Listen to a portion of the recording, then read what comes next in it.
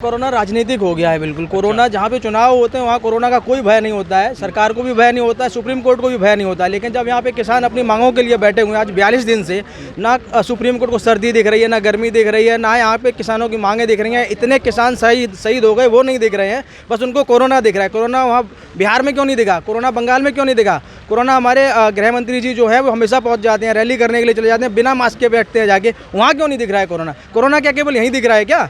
Corona से पहले सरकार को देखना चाहिए कि ये किसान 42-44 दिन से बैठे हुए हैं। यहाँ 56 किसान शहीद हो चुके हैं, 60 के करीब आंकड़ा पहुंच चुका है। उन पे ध्यान दें, किसानों की बात माने। 8 दौर की जो वार्ता चली है, क्यों किसानों को बेकार है? बार बार बुलाते हैं जाके और टहला के और वापस भेज देते हैं। हमारी शुरुआत से लेके और आज तक एक ही मांग है कि सारे ये काले कानून वापस लिए जाएँ, वापस लिए जाएँ, वापस लिए जाएँ। कोरोना का, जैसे भाई ने कहा, कोरोना का राजनीतिकरण हो चुका है। अब अगर यहाँ पे किसान भाई बीजेपी के समर्थन में बैठे होते तो कोरोना नहीं होता। अब यहाँ पे किसान भाई वाले रैली आया था, वहाँ समर्थन वाली रैली आई थी, वहाँ आपने देखा कि वहाँ सरकार ने उनको खूब हाथों हाथ लिया। लेकिन उसमें आधे से ज़्यादा किसान भाइयों को जब हकीकत पता लगी कि हमें किस चीज़ के लिए बुलाया गया तो वो वापस हो गए। वो जो कृषि सम्मेलन था, किसान सम्मेलन था, वो फ्लॉप हो गया। अब सरकार को बहाना चाहिए कोरोना का, ठीक है ना, क्योंकि ये आंदोलन और किसी बहाने से नहीं टूट रहा है। सरकार ने हर कोशिश करके देख ली।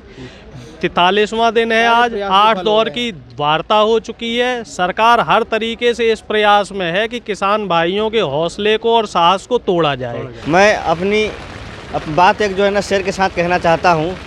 बार बार आया संदेशा बड़े अमीर का, हो न सका सौदा हमसे अपने ज़मीर का।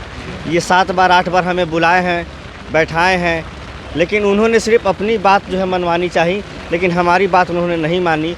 और हम कोई विधायक और एमपी तो है नहीं जो उनके पैसे पे बिक जाएंगे और उनके ईडी और सीबीआई से डर जाएंगे। हम किसान हैं और इस देश का 99% जो है किसान इस मांग को मंगवा के रहेगा। और ये जो उनकी अहंकार और जो है घमंड को अगर इस देश में तोड़ सकता है तो सिर्फ किसान तोड़ सकता है। ये लोग क्या है, ये दरअसल काले अंग्रेज हैं। ये अंग्रेजों के पहले दलाल रहे। आज़ादी के आंदोलन से पहले अगर हो तो ये आरएसएस वाले लोग थे, ये अंग्रेजों के दलाल थे। तो ये वैसे ही काम करते थे, जब सामने से आप ना जीत पाओ तो पीछे से जो होता है ना कायरों और बुजदिलों वाला काम, तो अब इन्होंने वही कोरोना वाली चाल चलना शुरू किया। क्योंकि इनके हाथ में न्यायपालिका भी है, इनके हाथ में विधायिका भी है और इनके हाथ में कार्यपालिका भी है। तो अब ये चाह रहे हैं कि माननीय सुप्रीम कोर्ट या माननीय हाई कोर्ट के जरिए थोड़ा सा ये कोरोना का दबाव बना के किसान भाइयों के आंदोलन को कैसे भी तोड़ने की कोशिश की जाए या उसमें विखराव लाने की कोशिश की जाए। 8 दौर की वार्ता में वो संशोधन के लिए ही बात कर रहे हैं, जबकि हमारा पहले दिन से और अभी पहली दौर की वार्ता से लेकर और अभी तक जो मांग है वो सीधी है कि इन काले कानूनों को वापस लिया जाए और हमें एमएसपी पे गारंटेड कानून बना के दिया जाए। तो संशोधन का तो कोई सवाल ही नहीं उठता है। जब किसान भाई ने देश की आज़ादी के आंदोलन में लाखों और करोड़ों के रूप में शहादत दी थी, जो देश को आज़ाद कराया है वो देश के किसानों और मजदूरों ने ही आज़ाद करवाया है। तो ये तो देश के दूसरे आज़ादी की लड़ाई है। तो यहाँ हमारा किसान भाई या हम जैसे भाई कैसे पीछे हटेंगे? हमें साफ साफ दिख रहा है कि जब ये कानून अगर मान लो 1% भी अगर पास हो जाए, पहले तो ये पास नहीं होते, हम इन कानूनों को नहीं लगने देंगे। जब तक ये कानून वापस नहीं आएंगे होंगे तब तक हम यहाँ से नहीं हटेंगे। मान लो अगर ये कानून लग जाते हैं तो फिर हमारे हाथ में क्या बचेगा? भाई पुरानी पूंजीवादी व्यवस्था फिर से लग जाएगी तो किसान तो वैसे ही मर जाएगा। तो किसान के हाथ में तो इस समय कुछ है ही नहीं, और जिस आदमी के हाथ में इस समय कुछ नहीं होगा तो वो आदमी क्या करेगा? इस दौर में इंसाफ का एहसास नहीं है, मिलता है उसे जाम जिसे प्यास नहीं है। मैं खुददार हूँ इसलिए एहसास से तलब कर नहीं सकता, साकी ये समझता है मुझे प्यास नहीं है। किसान बहुत जो है खुददार है, ईमानदार है, देशभक्त है।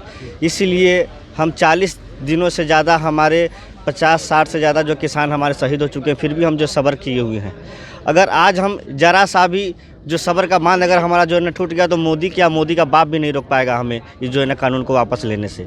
इसीलिए हम मोदी सरकार से कहना चाहते हैं कि हमारे जो सब्र की इंतहा मत लीजिए।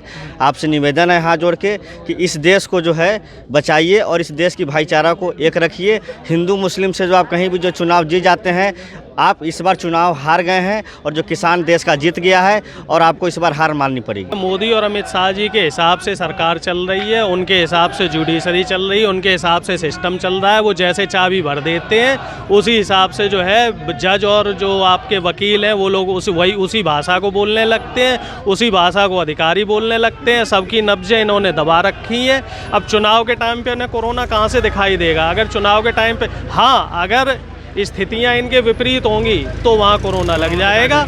जो चुनाव बिहार में लेट किए गए थे, बिहार में चुनाव पहले होने थे, लेकिन चूँकि वहाँ उनका माहौल पहले नहीं बन पा रहा था, इस वजह से चुनाव को थोड़ा सा आगे बढ़ाया।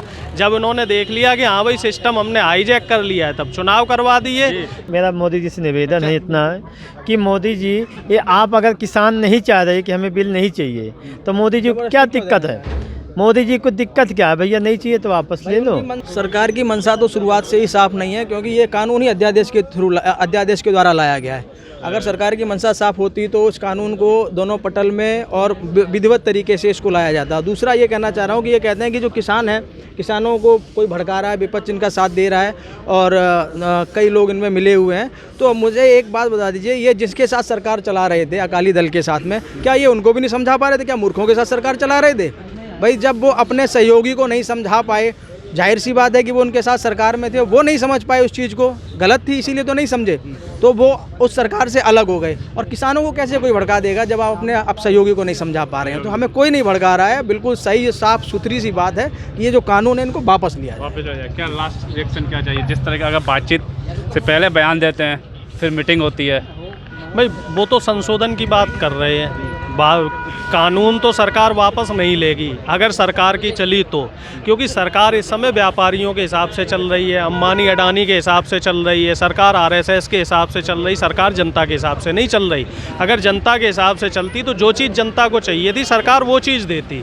तो सरकार की ये जो कानून है ये गले की हड्डी बन गए। इससे पहले भी इन्होंने कई कानून और इस तरीके की कई ऐसी चीज़ें जैसे जीएसटी लगाया, नोटबंदी लगाई। उस टाइम तो ऐसा था कि एक कुछ इससे जैसे जीएसटी था उससे एक व्यापारी वर्ग ही इससे परेशान हो रहा था, तो बाकी लोगों ने ध्यान नहीं दिया।